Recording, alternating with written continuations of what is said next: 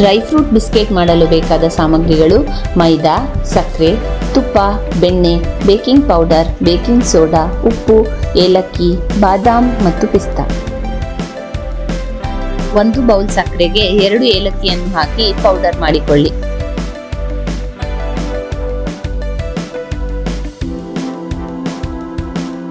ಒಂದು ಬೌಲ್ಗೆ ಬೆಣ್ಣೆ, ತುಪ್ಪ ಹಾಗೂ ಪೌಡರ್ ಮಾಡಿಕೊಂಡ ಸಕ್ಕರೆಯನ್ನು ಹಾಕಿ ಚೆನ್ನಾಗಿ ಮಿಕ್ಸ್ ಮಾಡಿ.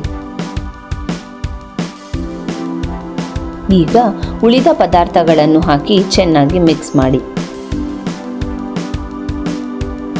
ಈ ರೀತಿಯಾಗಿ ಕಲಸಿದ ಹಿಟ್ಟನ್ನು ಬಿಸ್ಕೆಟ್ ಆಕಾರದಲ್ಲಿ ಮಾಡಿಕೊಳ್ಳಿ.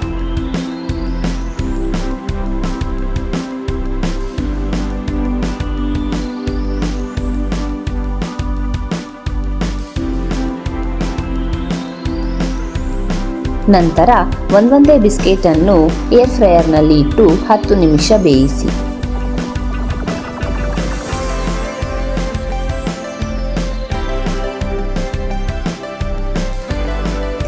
ರುಚಿಯಾದ ಡ್ರೈ ಫ್ರೂಟ್ ಬಿಸ್ಕೆಟ್ ಸವಿಯಲು ಸಿದ್ಧ.